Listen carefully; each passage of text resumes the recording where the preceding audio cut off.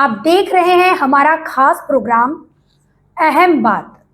हर उम्मीदवार मतदाता के बीच जाकर अपनी बात रख रहा है, मगर क्या जागरूक मतदाता उनकी बात पर विश्वास कर रहा है?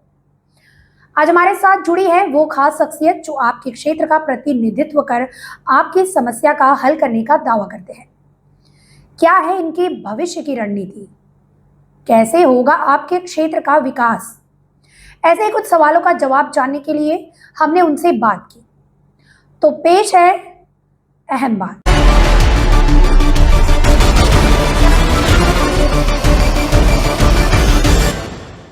अहम बात में एक बार फिर हम आपकी मुलाकात करवा रहे दिल्ली प्रदेश कांग्रेस कमेटी भागीदारी के चेयरमैन एवं नॉर्थ दिल्ली फाउंडेशन RWA के प्रेसिडेंट अशोक भसीन से। दिल्ली विधानसभा चुनाव पर क्या है आगामी रणनीति? बीजेपी पर जमकर निकाली भड़ास, तो पेश है अहम बात। मैं दिल्ली प्रदेश कांग्रेस कमेटी और नॉर्थ दिल्ली रेजिडेंट फेडरेशन के बिहाफ पर एक बात कहना चाहता हूं कि आने वाले विधानसभा चुनाव के अंदर अगर दिल्ली प्रदेश कांग्रेस कमेटी स्थानीय वर्कर जो कि निष्ठावान कांग्रेस के साथ रहा है उनको चुनाव लड़ाता है, तो मैं पूरी इस बात से शिद्दत से इस बात को यकीन दिलाता हूं कि कांग्रेस विजयी होगी। उनको इन बात को रोकना होगा कि बाहर से नेताओं को यहां टिकट दे दी जाए। और भागीदारी का एक मेन मकसद है कि कई लोगों को यह गलतफहमी कि भागीदारी क्या है। भागीदारी है रीड्रेसल फॉर्म। एक आम आदमी जब अपनी बात सरकार के सामने रखता है तो बात डिपार्टमेंट के थ्रू चीफ मिनिस्टर तक जाती है कि लोगों का ये काम नहीं हुआ। इसी तरह विद्यालय कल्याण समिति, जिसमें हम 5 लाख रुपए प्रति वर्ष देते थे कि बच्चों का टॉयलेट ब्लॉक, बच्चों के डेस्क, इन सब की जरूरतों के लिए सरकार की तरफ मुंह ना देखना पड़े और विद्यालय की कल्याण समिति ही इसको सुचारू चलाए। इसी प्रकार रोगी कल्याण समिति, आज जो हॉस्पिटल्स के अंदर घंटों लाइन में लगने के बाद दवाइयां नहीं मिलती, एक तरफ हम कह रहे हैं कि हम फ्री दवाइयां बांट रहे हैं, हम स्वास्थ्य के लिए कुछ कर रहे हैं, जबकि दिल्ली सरकार की डिस्पेंसरियां खाली पड़ी हैं और हम फुटपाथ के ऊपर स्वास्थ्य की बात करते हैं। आज दिल्ली का हर नागरिक रो रहा है और रो इसलिए रहा है कि पिछले 10 वर्ष में आज हालत यह है कि पॉल्यूशन के कारण आम आदमी सड़क पर नहीं निकल पा रहा। बच्चों को आपने ऑनलाइन कर दिया।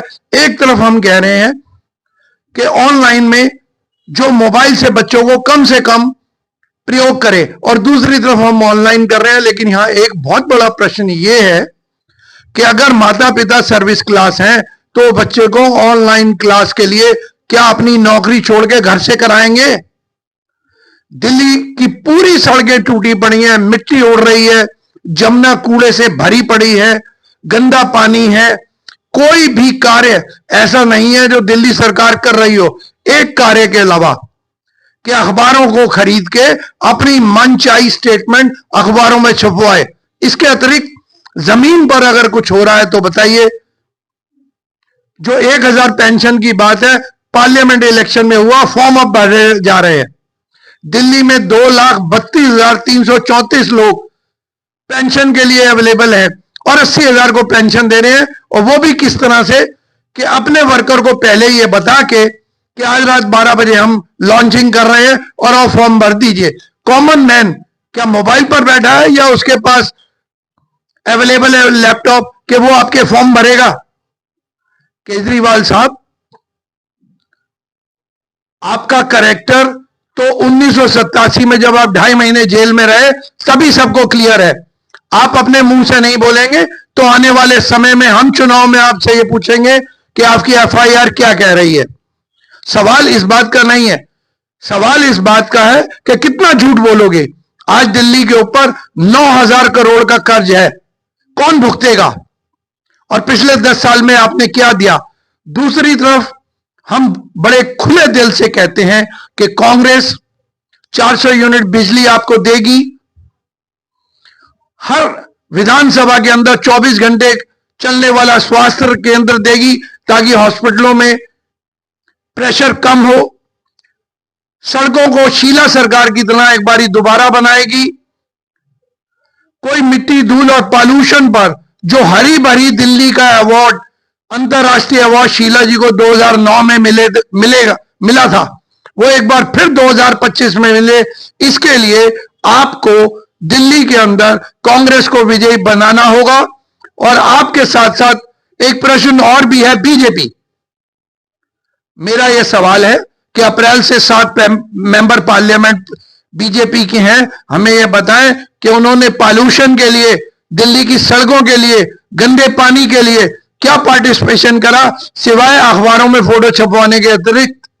तो एक बार फिर मैं इस बात से पूर्णता यह भी कहना चाहूंगा कि अगर कांग्रेस आएगी तो जो भी लोग 60 वर्ष के एलिजिबल हैं उनको पेंशन देंगे। 70 वर्ष से अधिक जो आयु के लोग हैं उनको 15,000 रुपए महीना पेंशन देंगे, ताकि उनको दवाई और दूसरे चीजों के लिए भटकना ना पड़े। जितने राजीव आवास योजना के फ्लैट तैयार पड़े हैं करीब 14,000, उनका आवंटन 6 महीने के सरकार बनते ही हम करेंगे, ताकि जो एक नारा राजीव जी ने और शीला जी ने 2009 में दिया था, जहां झुग्गी वहां मकान, उसकी जगह पर केजरीवाल सरकार ने नाजायज मकान बनवाकर और नाजायज बिजली का दुरुपयोग कर दिल्ली को 9,000 करोड़ के कर्ज के नीचे दबा दिया है। एक बार फिर दिल्ली के लोगों से आह्वान, हम शीला सरकार को एक बार पुनः दिल्ली में स्थापित करना चाहते हैं, ताकि आम नागरिक का जनजीवन सामान्य, खुशहाल और सुख में हो।